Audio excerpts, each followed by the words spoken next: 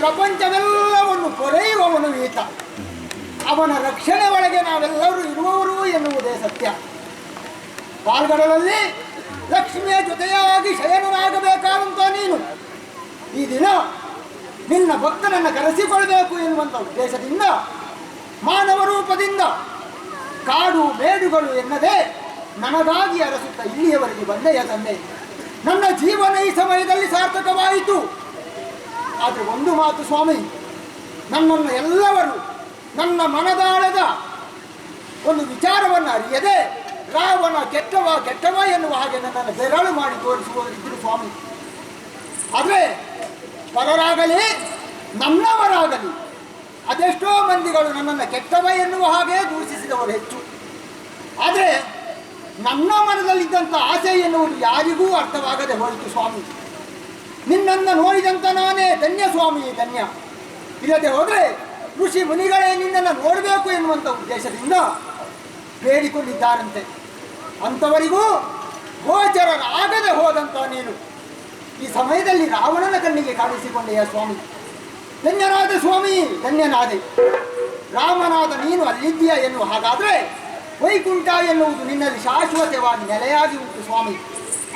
ಈ ರಾವಣ ಕೆಳಗಿದ್ದಾನೆ, ಇವ ಇಲ್ಲಿರಬೇಕಾದವ ಅಲ್ಲ ಸ್ವಾಮಿ, ಅಲ್ಲಿರಬೇಕಾದವ.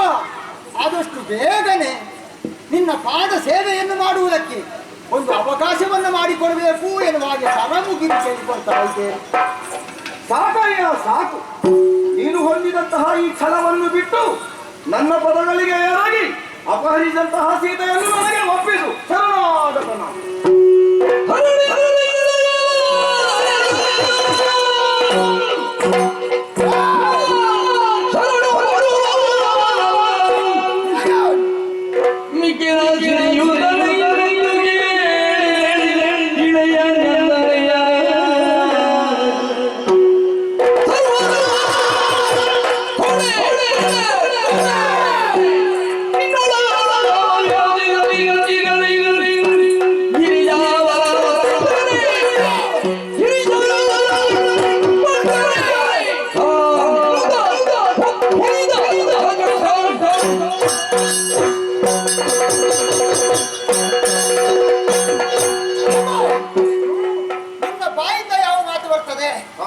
ಎನ್ನುವ ಹಾಗೆ ಒಂದು ನಿರೀಕ್ಷೆಯಲ್ಲಿ ಕುಳಿತದ್ದು ನಾನು.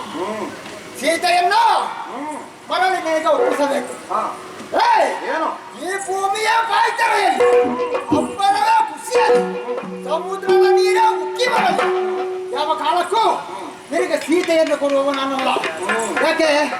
ಮಿಕ್ಕಿದ ಸಿರಿ ಎನ್ನುವುದು ನನಗೆ ಬೇರೆ ಉಂಟು, ಬೇಕಾದ್ದು ಅದು ನನಗೆ.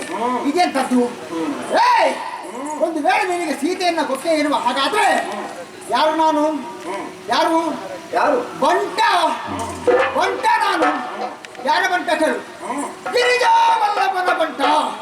ನಿನಗೆ ಸೀತೆಯನ್ನು ಕೊಟ್ಟೆ ಎನ್ನುವ ಹಾಗಾದ್ರೆ ಗಿರಿಜಾವಲ್ಲಭನ ಬಂಟನಲ್ಲ. ಯಾವ ಕಾಲಕ್ಕೂ ನಿನಗೆ ಸೀತೆಯನ್ನ